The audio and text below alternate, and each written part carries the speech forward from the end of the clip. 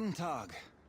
What is up, you guys? This is All Day Any Day 1 on the PS4, and I'm going to be giving you a video scoring Nightcrawler out of 100.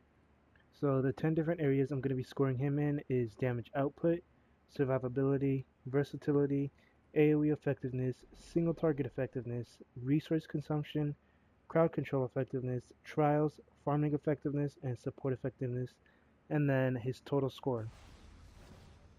So his damage output, I gave him an 80 on that. The only reason why I gave him an 80 is because his damage isn't that great, to be honest, until you get him more geared up. But the whole rating system works regardless whether they are or are not geared. So he scored an 80 because he is heavily gear dependent. So he needs to depend on having good gear to put out good damage. Um, so yeah, I gave him an 80 on that. Although he does have a couple builds that can put out decent damage. He has talents to where he can do auto brutes, which is what technically buffed his damage output score up because of that. So yeah, damage output was a score of 80. His survivability was a score of 80 as well. The only reason why I gave him an 80 on that is because he doesn't necessarily have anything that can keep him alive other than the fact that he can bounce around the map and try and not get hit. So teleporting around does increase his survivability because he's consistently moving. And when you're moving, when you have abilities that let you move consistently, then that means that you can that means your survivability is increased.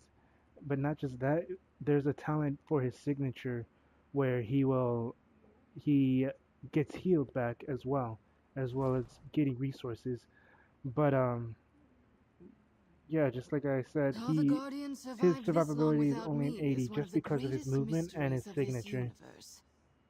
So I gave him a 100 on versatility. The reason why I gave him 100 is because he has more than one or two different abilities that actually work really, really well when it comes to damage and just effectiveness. You have the sword and flourish build that lets him dish out heavy single target damage, and then you have his teleport build, which does decent damage to groups of enemies, which again, I mean, they're both for different areas, but they both work super well. And then his AOE effectiveness, I gave him a 90 on his AOE effectiveness. The reason why is because his AOE isn't necessarily all long range AOE. He has a few long range AOE. I think only one long range AOE, but a lot of them are quick mid ranged AOEs. He can hit multiple enemies in one spot, and he can pull multiple targets, and he can just, with his teleports, he could just hit multiple enemies, which is good enough for his AOE effectiveness. And then single target effectiveness, I gave him a 95 on that. The reason why I gave him a 95 on single targets is because, like I said already, his sword and flourish build lets him do amazing brutal damage. He will hit heavy brutals on the bosses and whatnot if you use the sword and flourish talent build and the talent that gives him a combo point system. And then when you get those combo points up, and then you use all your combo points with the sword, you'll hit a brutal, and that brutal will normally hit. I mean, if you can get it to where you can hit in the millions. For example, I've seen or heard people hitting in the 2 millions, almost even the 3 millions with Nightcrawler because of that. So that's definitely a real big reason to use, well, not reason, but a real big difference when it comes to his single target. And then resource consumption, I gave him a 65 on that. Only reason why he didn't score less than that is because he has one ability that can basically give him his resource back, which is his signature. Well, I believe his first ability. No, so yeah, he doesn't get anything that brings his resources back except for his signature. So with his signature, it would be it would be the Tireless Teleporter.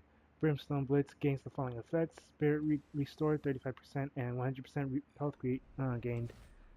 So, like I said, the reason why he scored a 65 is because he eats up his resources. When you're teleporting all over the place, he's going to eat up all of his resources. It's really good to stack up a bunch of resources. So through your infinity points and with the Relic of Gibberin, shut your face it or would I'll be do really it for useful you. with his catalyst. For example, this one where it says regenerate 25% of your health up to 3,100 spirit when you use your medkit. That right there also helps a lot with trying to sustain your what's it called, your spirit, your resource. Oh, but then again, if you have to gear up towards having resources, and some people I know won't have that amount that amount of resources to keep spamming his teleports and whatnot to keep it sustained. So that's why I gave him a 65. For his crowd control effectiveness, I gave him a 70. The reason why I gave him a 70 is because he only has like two abilities, or one or two abilities that count as crowd control.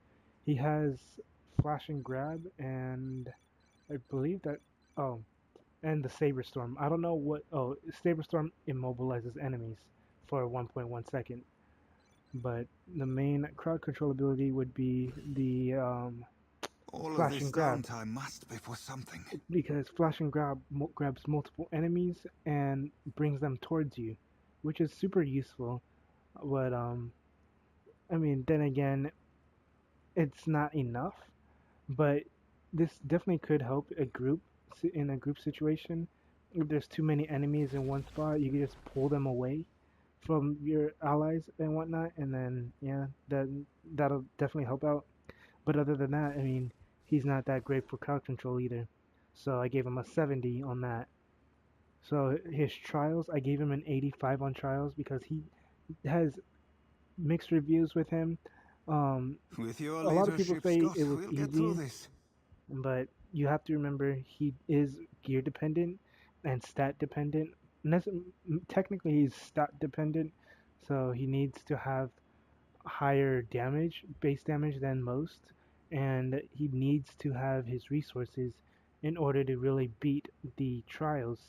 Um, and yeah, just to beat trials, you really need to have those both of those up. So I gave him an 85 on that, and then farming effectiveness, I gave him an 85 in farming effectiveness because I mean he can take out mobs in a decent amount of time and the boss in a decent amount of time, but like I said, he needs to have those stats to do that. If you're farming for gear because you don't have the stats, I wouldn't recommend soloing farming. I would recommend being in a group or just doing it in patrols, just because it's gonna be a long farm for you if you're farming by yourself with Nightcrawler. So that's that. And then his support effectiveness, he got an 80. The only reason why he got an 80 is because of his flash and grab. I mean, other than that, he doesn't really get much other support. Um, and I guess he can also dish out, like I said, he can dish out damage, but you just really need to get the damage up for through his I can stats. handle the heat, Ghosty. You Um, don't worry me one but bit. yeah, his flash and grab is the only useful thing for a support build or support ability. But yeah, actually, you know what? No, not a 80. He got a 70. That was my bad. A 70 on his support effectiveness. So that means with his total score, he came out with an 82. So just to recap on everything, on his damage output, he got an 80. Survivability, he got an 80. Versatility, he got 100. AOE effectiveness, he got a 90. Single target effectiveness, he got a 95. Resource consumption, he got a 65. Crowd control effectiveness, he got a 70. Trials, he got an 85. Farming effectiveness, 85. Support effectiveness, 70. Total score, 82. So he is not a bad character. He's still a fun and a very good character, but he's one of those characters that need to be geared if you really want to put out the damage that he should be putting. Um, this doesn't mean he needs to get a buff or anything. He just needs. He's one of those characters that need to be worked on more than others. Um, but yeah, that's basically it for this video. If this helped you at all, go ahead and leave a like, comment, subscribe. If you have any questions or concerns or anything, let me know down in the comments, or you can message me through Twitter at alldayanyday1. If you have any video suggestions, let me know as well. If you want to, whoever you want to see next with the rating, you can also put that down in the comment section. And yeah, like I said, if this helps you out, go and leave a like, comment, and subscribe. If you like the video, leave a like, comment, and subscribe. And that's basically it. This is All Day Any Day 1 on the PS4. Have a good day, good night, and peace.